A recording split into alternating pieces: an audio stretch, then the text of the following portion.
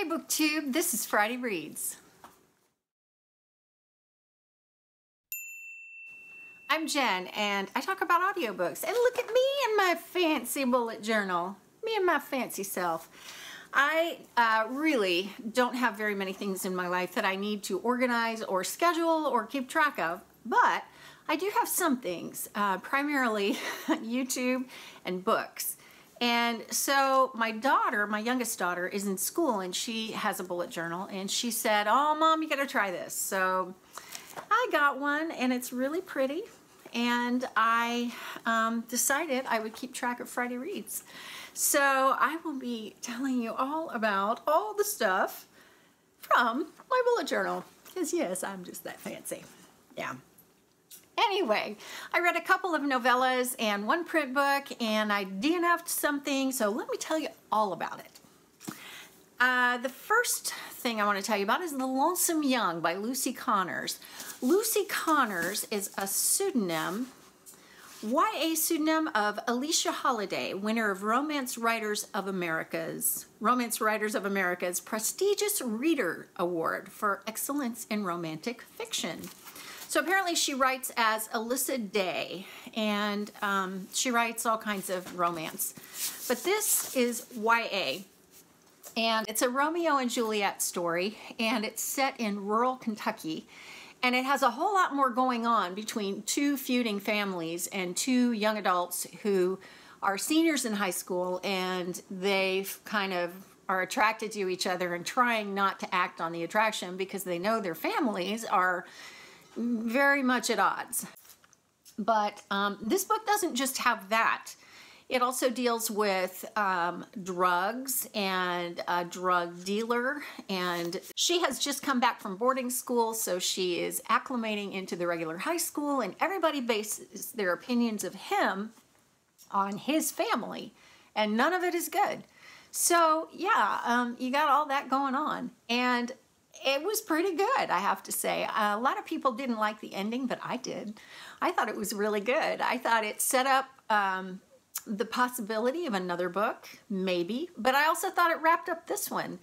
And this guy is just caught in impossible situation after impossible situation after impossible situation. So it was nice to see that there might be a way out at the end. So overall, I really liked it. I gave it 4 stars. I think it is better than what most people are saying.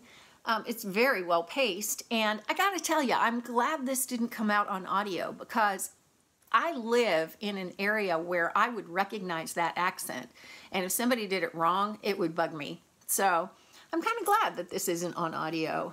I liked it a lot. Then I read 2 novellas. The first was The Angelus Guns by Max Gladstone.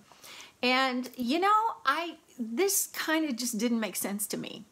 It's kind of ethereal, and it's all about angels who are at war, and it's a little bit sci-fi, a little bit fantasy, a little bit kind of transcendental. I don't know. I need to go back and read it again, because Jane, yes, Miss Jane, is how I found out about it, and she asked me on Twitter how I liked it, and I said, I didn't get it. I'll link it in the description box in case you want to go have a look for yourself. But yeah, I definitely want to read that again. The other novella I read was My Everything. This is book 1.5 in the Beaumont series by Heidi McLaughlin. And it's not available on audio, so I read it on my iPad. And this is essentially the guy from the first book, which is Forever My Girl. That guy that didn't get the girl, it's his story and his happy ending, which is good. The thing I liked about this was that it handled all that really well. The thing I didn't like about it is that by the very nature of being a novella, it went really fast. A lot of it was flashbacks, which I didn't think were necessary. It would just take pages where it would go back and reiterate what happened in the first book. And so obviously, you know, if you're going to read this novella and you understand that it's a side character from the first book, I'm not sure why you need all that background stuff. So I liked it. I would have liked more. I would have liked less flashing back and more of the story. So I gave it 3 stars. Let's move on to the audiobooks, which is of course why we're here. Okay, I picked up That Baby, which is by Jillian Dodd. It is book 3 in her That Boy series, and it is narrated on audio by Lisa Cordileone. Lisa Cordileone is fantastic. Fantastic. She embodied this main character, whose name is JJ, perfectly. I feel like I was listening to JJ the entire time. It was so, so good, and has been good since the first book. I love the story. The first book starts out when JJ is a little girl, and she lives next door to 2 boys, and the 3 of them are friends. And then in the second book, which is called That Wedding, it's when she gets married. And then the third book, That Baby, is obviously when she has a baby. And so it dealt with a lot more than that. I was laughing my head off at the very first part of the book, but it quickly moves on from there to get a lot deeper. And it dealt with a lot of deeper issues, kind of like when you have a friend that hurts you deeply but never apologizes. So what do you do with that? How do you handle that? How do you respond to that? I really liked that. It comes to a pretty dramatic climax, which I think some people would think was over the top, but within the context of the story and the tone, I think it worked. It just worked. So, great book. Really enjoyed it. I'm really glad I read the whole series, and I gave it 5 stars. I picked up First and Then, which is by Emma Mills. And Emma Mills is a YouTuber who has a channel called Elmify. But she's also an author, and she narrated this book herself. And while I think that probably 90% of the time authors have no business narrating their own novels because they're not narrators, they don't know how to do it. But in this case, she did it really well, surprisingly. So I was really pleased with the narration. I think she isn't an experienced voice actor, so she kind of went with that style where it's distinguishing the people with an inflection or a tone that she would give to each character, but it was consistent, so she got that. And it wasn't voice acting, but that was okay, because voice acting isn't always what's appropriate.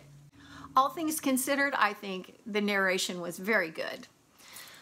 The story is also very good. First and Then is all about a girl who, she's in high school, she's a senior in high school, and she has a younger cousin who comes to stay with her and her family. And she has a mixture of feelings towards him that was well communicated, I thought, in the book. Kind of a cross between, I have to take care of you and you're such a pain, and great, this obligation that I'm weighed down with, mixed with, I really do care about this kid. I feel this obligation, but I don't mind because I care about him being okay. So through the course of a PE gym class one day, he is tossed a football and he misses it, but he goes to get the football and he kicks it back to the person who threw it to him, and everybody is astounded because apparently now he's an amazing football kicker. So, you know, the football team wants him. And the other character, the love interest, is actually a guy who is the big deal football player. You know, all the colleges want him, and it's a relatively small town, but he's a very big deal. And he's a guy that's very droll. He doesn't talk much. He doesn't do anything but go to school and play football. And he's, you know, very driven, very single-minded. So it's the story of a romance that happens, and great characters, great characters. Just the way that the friendship between them develops, it's really good. And also it's about first love, and are you really in love with the crush that you've always had or not? Yeah, it's good. I love the characters. Narration was good. I ended up giving it 4 stars. Song of the Fireflies is by J.A. Redmerski, and it is narrated from 2 points of view by Chelsea Hatfield and Douglas Berger. I liked the narration a lot. Just really nothing to say about it other than it was good. The book I DNF'd pretty early on. I got to the equivalent of what would have been about 150 pages in, and I just thought, no, this is just too dark for me.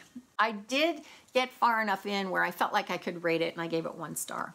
Nemesis is book 1 in the Project Nemesis series by Brendan Reichs, and it's narrated from 3 points of view by Kirby Heyborne, Emily Rankin, and Paul Boehmer. Kirby Heyborne can do no wrong. The guy is so incredibly good at all kinds of narration. I really like him. I don't think that he has narrated a book yet that I haven't liked the narration. I may not have liked the book, but I love his narration. I just think he's so good. Emily Rankin is not my favorite, but that's not to say that she's not an excellent narrator. Her performance was excellent, excellent. There is a way that she narrates, it's just, you know, her, the way she does it, that doesn't sit wonderfully well with me. I mean, it's not anything that makes me go, no, I don't want to listen to her. But she tends to be a little over the top when it comes to emphasis with YA books. But she's very suited to YA books, and I think that that's just personal preference on my part. I think, like I say, her performance was excellent. This story is YA sci-fi. It is a kind of a plot that's been done. And I got to tell you, I kept trying to get through this book, and I kept thinking, I just need to get finished with this book. When is this book going to be finished? It was a pacing issue, I think, with me. It has to do with a government project and kids that are trying to figure out what the government project is. I don't know. You had stock characters that, you know, you knew how they were going to behave. And so, I don't know. I've read a lot of that, and I'm a little bit tired of it. So, I don't know if I'll finish the series, keep going with it or not. I don't know. I ended up giving it 3 stars because I think for what it is, it's good. But at the same time, it's been done. 1,000 Boy Kisses is by Tillie Cole, and it is narrated by P.J. Ochlan and Katie Schorr. Okay, now these 2 narrators, whoa. P.J. Ochlan is amazing. The guy can narrate just, oh wow, he's just really good. And Katie Schorr, same thing. I was never pulled out of the story. I thought they did the characterizations of the characters really well. I thought they lined up with the personalities. I have nothing bad to say about the narration. I think it enhanced the story and really lent an air of authenticity to it. This is YA, and it is a tearjerker, and it has a boy who is from Norway who moves to Georgia with his family, and a girl who is from Georgia, and they become friends when they're like 5. And then it's a best friends to lovers kind of situation, and then it, you know, goes from there. It's a tearjerker. I'm not really going to go into a lot of detail because I don't want to ruin it or spoil it on any level, but I will tell you that this is where, with the narration, it was so well done because the boy has to have a Norwegian accent, and P.J. Ochlan just did it so well, so well. And not only that, the character has a very explosive temper, and P.J. Ochlan captured that too. So good. Katie Schorr was able to capture just the sweetness of this other character, who is just a doll. And I loved listening to her because she's got that Georgia accent. Overall, I thought it had a sweet story and a sweet ending. I'm not a big tearjerker fan. I don't like feeling like I've been emotionally manipulated by a book, but in this case it worked, I thought, pretty well. So I gave it 3 stars, but I think it would be like 3.5, like just under 3.5. I think if you like tearjerkers, this is a good book for you. Stargirl is by Jerry Spinelli, and it is book 1 in the Stargirl duology. I think that's all it is. It's an older book, and on audio it was narrated by John Ritter. That's another indication that it's an older book because John Ritter has gone on. He passed away from a heart attack some years ago. And it is a YA look at a very quirky, eccentric girl who is the new girl in school, and the way she comes into a small town and changes it. It's a small town in Arizona, and so you have some elements of the desert going on. And it's very fast-paced. It's not a very long book. And I don't know that it's entirely realistic, but it is a very good fairy tale kind of story. And I think if you look at it as a fairy tale, you're going to enjoy it and appreciate it a lot more than you would if you were just looking at it like a contemporary story about an eccentric girl. I gave it 3 stars. John Ritter was incredible. He was an actor, but he did that thing that a lot of stage and TV and movie actors do. It's just a style some actors have, where they'll be narrating along and they just kind of run the sentences together, and it's interesting the way that is. There's nothing wrong with that. It's just a style. So that happened here. It reads like middle grade, so if you're going to pick it up, keep that in mind. The Fire Between High and Low is by Brittany C. Cherry, and it is narrated from 2 points of view by Graham Halstead and Emily Wu Zeller. It is book 2 in her Elements series, and my friend Lisa said, hey, she's my favorite author. You got to read everything she's written. This is so good. So I read the first book. I really liked it. So I picked this one up. These 2 narrators, spectacular. This just must have been my week for good narrators. I didn't realize how much I liked Emily Wu Zeller. Now, I had heard her before. There are some people that you can just listen to talk forever, and she's one of those people for me.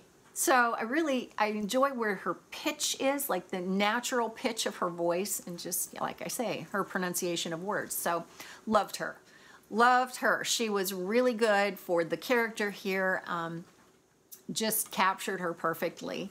And Graham Halstead, I've also heard him before, and I liked him. I thought that for this character, he got it. He got it really well. And this character tends to be extreme in terms of behavior. Like, this character will go, I'm never gonna, whatever. And then he'll turn around and apologize and go, well, I didn't mean it. And so Graham Halstead captured that really well. And I think that's a pretty good trick, because I didn't like that about this character. And I think I would have had a different reaction had Graham Halstead not been as good at capturing that. So anyway, overall, great narration. No complaints there. The story is about drug addiction, and it was very tragic. One of the characters is a guy whose mother is a crack addict and his dad is a drug dealer, and he just can't catch a break. It's one of those best friends to lovers kind of stories, and it has a lot to do with hanging in there and not abandoning people when that's all that everybody else has ever done. The ending is a little kind of, really? But you know, the early part of the book was so tragic that by the end, I was so glad that the guy finally had a happy ending. So I will definitely be continuing with the series, and I gave that one 3 stars. Again, I think it's a 3.5, maybe just under the 3.5 mark. And the last book I want to tell you about is Forever Right Now by Emma Scott, and this is narrated by Greg Tremblay and Caitlin Kelly. Again, fabulous narration. I really did hit the jackpot this week with narration. I found this book because I was looking on Audible for Greg Tremblay. I really enjoyed some other books that I heard from him a couple weeks ago. And so I thought, well, you know, what else has he done? So I looked him up, and this had just come out like 2 days ago. So the narration was good. He is really talented, and so is Caitlin Kelly. She's just a person that was able to capture the character once again, you know? She nailed it. They both did. And so, again, nothing but good things to say. The book has to do with drug addiction, and it's a girl who's a dancer who had some addiction problems, so she has been on her feet and back in the game again, and you know, for 2 years. And so she has to go to NA meetings 3 times a week, but she moves from New York to San Francisco to kind of start fresh. Then you've got a guy whose one night stand shows up and says, I got pregnant, here's the baby, I can't take care of her, so here you go. And so I love stories about guys that get surprised by a baby and then rise to the occasion and man up and they become dads. A little bit of a hate to love story, and then you've got the complications thrown in of her past and his present, and other things happen, and it's a sweet romance. I really liked it. Sweet ending. Just all around, you know, one of those romances that makes you smile and you just say, "Aw." I ended up giving that one 4 stars. So that was last week. This week, I am starting out with a bang. I got my email from Penguin Random House with the ARCs, and I couldn't believe it. I got Obsidio, which is the 3rd and final book in the Illuminae series by Jay Kristoff and Amy Kaufman. This is narrated by so many people that I will just have to rattle them all off when I go to tell you about it next week. So I am not very far into this, but I am completely loving it. Of course, I love the story. I can't wait for the book to come out in a couple of weeks, and I've pre-ordered the hardcover copy because, yeah.